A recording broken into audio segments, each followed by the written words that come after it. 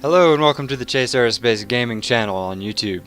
So I once again am here to bring you news on Star Citizen and its development process and all that good stuff. So you can see here that we've reached $80 million. That's 10, 20, 30, 40, 50, 60, 70, $80 million raised by the community, and that is a massive accomplishment. Give yourself a round of applause.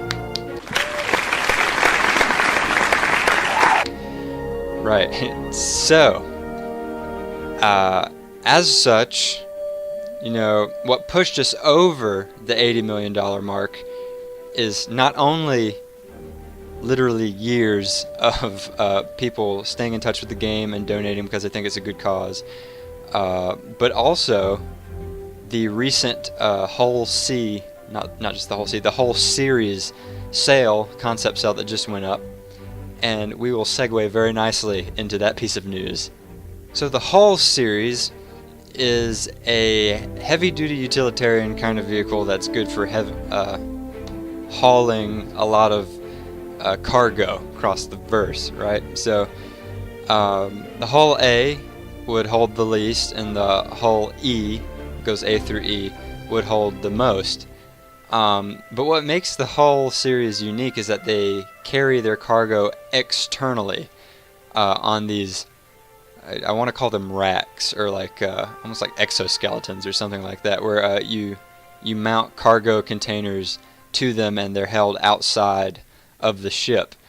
The way that it's explained is that since Hulls C, D, and E hold so much cargo, typically they would trade off their cargo at a spaceport, automated spaceport, before coming into land on a planet, or they're also equipped to do water landings for low gravity planets, which is going to be awesome to see. Now Hull A and Hull B are good for just regular landings, no need to offload in space, but it's really cool how much detail they've put into this. They're not the best looking ships, I'm going to be honest, but they're utilitarian. Really, it's in their character not to really care how they look as long as they get the job done, and it looks like if their job is to haul cargo, they do that very well. And the last thing I want to touch on is their modularity. Now, I didn't see too much detail in terms of, like, you know, if I have a Hull A, can I just upgrade to a Hull C or a Hull E even by just, like, trading out the midsection or whatever. Not totally sure about that, to be honest, but there was a short little modularity video. I'll put that up right now.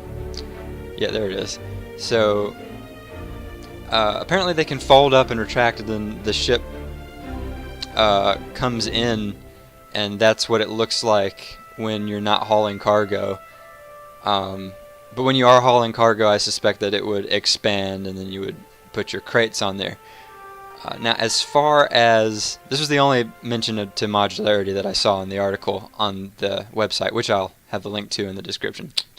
But this is the only mention of modularity that I saw. So whether or not you can take your Hull A and just put another rack in there and call it a Hull E, I do not know. And it looks like the Hull E has massive, massive engines for pushing all that cargo. So my gut feeling is that no, it's not possible to upgrade all the way from a Hull A to a Hull E without having to replace like basically everything, just short of buying a new ship, if not just buying a new ship.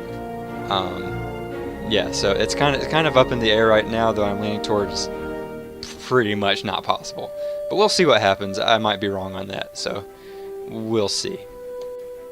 And with all this talk of cargo ships, so too comes the talk of cargo and cargo manipulation systems, and so they made the announcement of Grabby hands, right? So there's a few really cool videos of people, or the devs, like going around picking up objects and stuff. I'll have the link to that page in the description, and that's really cool that they were able to put that together and give us a demo at the same time as like this really awesome cargo ship series has been announced. So I'm not going to have any of those videos because they're like super early alpha, and I don't know, I'm just going to kind of give them their privacy. If you want to go to the RSI website and look at those, you can. But it's like the very first iteration of the system that they've allowed us to see, and it's a little rough, but it's still cool at the same time. What I will show, though, is some pictures of the cargo crates and some of the systems in place. They have some really cool screenshots of the different menu boards that you'll be able to use to move your cargo around, and the first few concept art shots of the cargo jack system, and a little bit of detail how that's supposed to work. So the idea is these cargo crates will have a place where you can jack into them with like a device or something. Yeah, I think it's that thing with the handles. And you plug that in to the side of the crate, and using like anti-gravity technology or something like that, you can pick it up and move it around. You can even, Chris Roberts said, I think it was like PAX South, PAX East, South by Southwest, one of those.